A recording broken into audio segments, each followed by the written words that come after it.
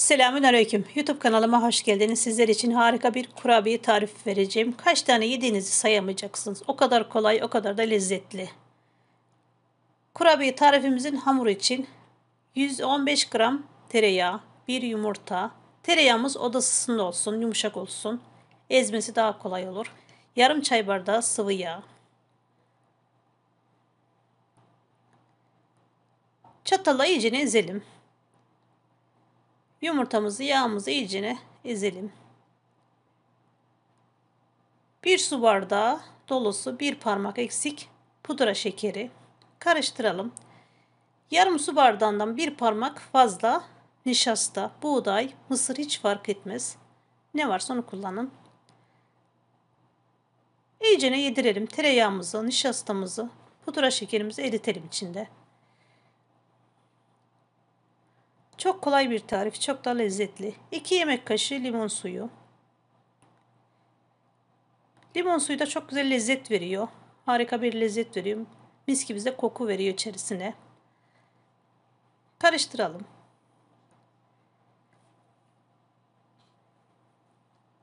Unumuzu ilave edelim. Toplamda 2 su bardağı un koyduk. Kalanını da azar azar ilave edelim. Yarım su bardağı daha ilave ettik. Elimizle yoğuralım. 1 paket kabartma tozu, 1 paket vanilya, onları da boşaltalım.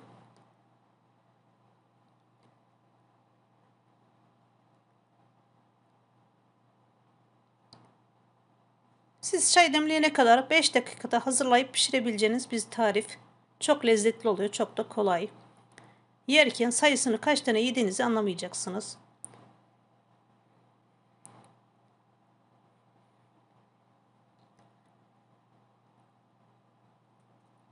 Kalan unumuzu da ilave ettik. Toplamda 3 su bardağından 2 parmak eksik. Kullandığım su bardağı 200 milimlik. Çay bardağında 100 milimlik. Küçük olanlardan. Ele yapışmayan bir hamur olsun. Yumuşak olsun. Kurabiye hamuru biraz yumuşak olur. 1 çay bardağı damla çikolata. 1 çay bardağı ceviz. 1 çay bardağı üzüm. Cevizimiz iri çekilmiş olursa daha güzel olur. Yerken daha güzel ağzımıza gelir. Hafiften karıştırmamız yeterli.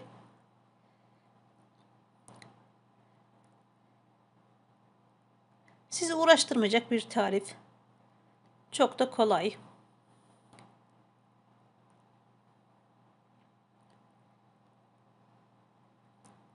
Hamurumuzu toparladık. Tepsimize yağlı kağıdımızı koyalım. Ceviz büyüklüğünde parçalara alalım. Hiç uğraşmayacaksınız. Bu şekilde toparlayıp koyun. Sade o kadar. Şekil vermeye gerek yok. Sade elinizden alın koyun.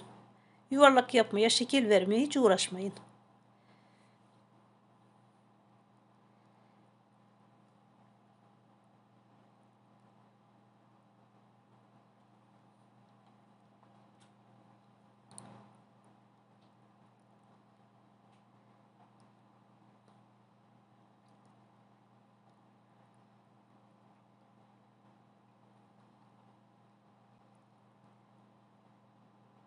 Bu malzemelerden toplamda 2 tepsi kurabiyem çıktı.